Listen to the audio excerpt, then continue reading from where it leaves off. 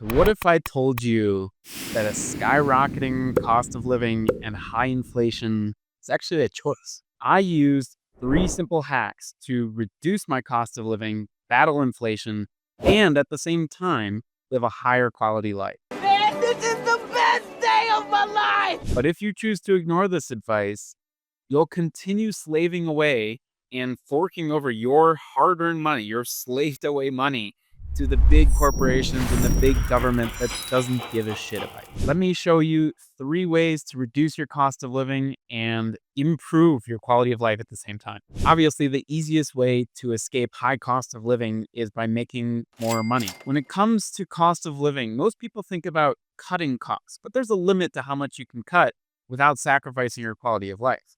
But is there a limit to how much you can earn? If you currently work a 9 to 5 job, a W 2 job, you are completely dependent on that source of income for your entire life and all of your revenue. And that W 2, that 9 to 5 job was not designed to make you rich. In fact, it's the opposite. A job is designed to actually make you feel comfortable enough so you never leave and therefore make as much money as possible for that company that you're working for. Big bank, small bank, I like to make money. So while cost of living goes up and inflation goes up, if your earnings aren't keeping up with inflation, you're getting poorer. So the first and most obvious way to battle this cost of living crisis and inflation is to earn more, make more money. And you can either do that by shifting remote and finding a remote job that will pay you more than your current job does, or starting an online business, a side hustle that you can run independent of your location. I've talked a lot about this on this channel, so I'm not going to go into too much detail, but the fastest way to start earning money online is by freelancing, turning your skill that you have in your current job and finding many clients to serve. And the big opportunity that this, of course, unlocks is the ability to be remote and location independent. Therefore, you can move wherever you want in the entire world as long as you have an internet connection. And that opens up some amazing opportunities reducing your cost of living I'll talk about in a second. So while you're making more, you might also be able to reduce the biggest costs in your life, the rent, the taxes, all these big sucks.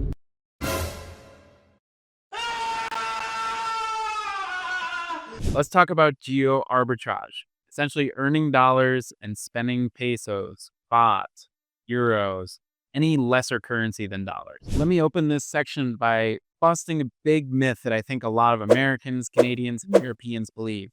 And that is, you do not have to live your whole life in the same place that you were born. It still baffles me how many people live in cities where the skyrocketing cost of living is outpacing how much they earn. And because of it, they could go live 10 times better somewhere else and they just don't do it. So the goal with geo arbitrage is to continue earning your strong currency, whether that's dollars, Canadian dollars, or euros, and spending a weaker one. If you're watching this video, I already assume that you're from a certain set of countries. 97% of countries are cheaper than yours.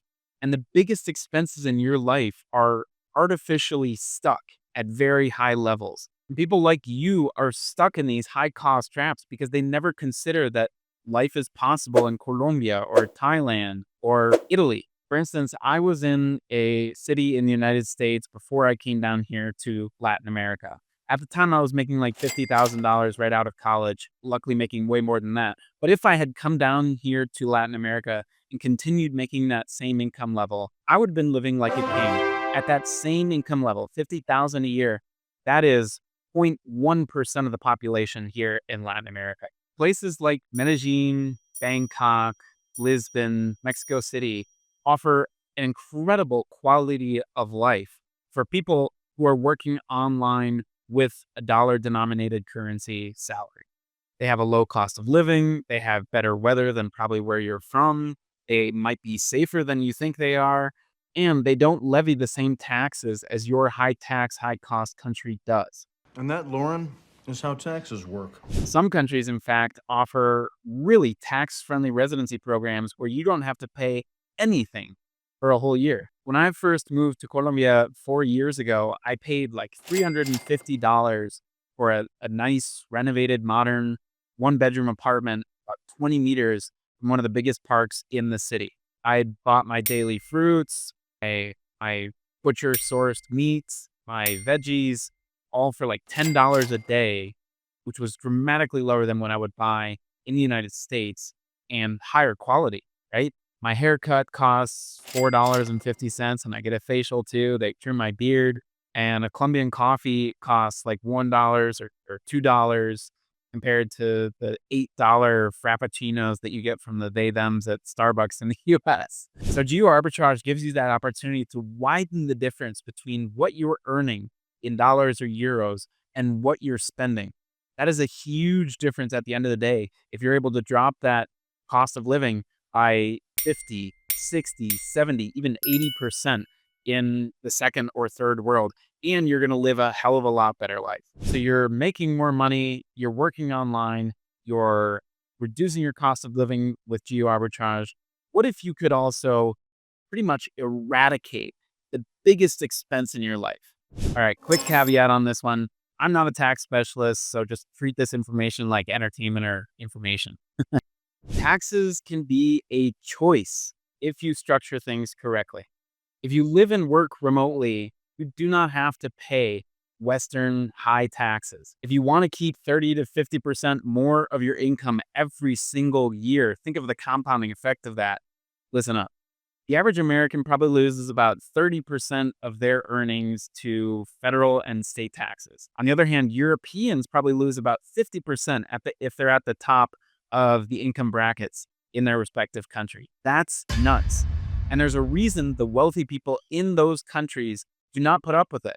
They structure things differently to not have to pay that 50, 40, even 30% tax. Tax benefits exist, not only in your country, but around the world, to incentivize wealthy investors, entrepreneurs to come to their state or their country in order to stimulate their economy. So while Americans have a really tough time reducing their tax to zero because of citizenship-based taxation, Europeans, Canadians, Australians, you can reduce your taxes to zero and compound those extra earnings every year, those 30% to 50% extra earnings every single year, and invest those so you make even more. And the way you do this is by going to those countries that want your money, that do not want your tax money, but they want your economic stimulus. Territorial tax systems, tax exemptions, and 0% tax zones exist to not enforce tax regulations on mostly foreign sourced income. So let's take Dubai,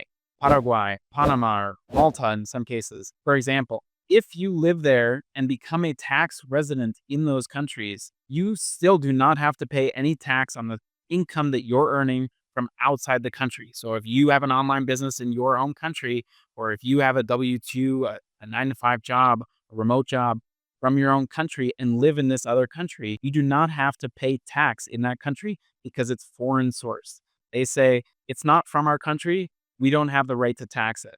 That is a good system. This is a country. And tell the American public, oh, that this is about freedom. And for Americans, I know I referenced that it's really difficult to reduce your taxes to zero because you have that citizenship-based taxation, but you do have a very big benefit in the form of the foreign earned income exclusion, which means if you spend 330 days or more outside of the country or establish tax residency in another country outside of the United States in a given year, you can tax exempt your first $126,000 from taxes. So while you can't reduce your taxes to zero that easily, if you're American, you do have some benefits like the foreign housing credit, the FEIE, like I just shared, and some other exemptions. So you do not have to surrender to cost of living and inflation in your country. Continue earning your powerful, stable currency while working remotely or building an online business elsewhere, making more money perhaps,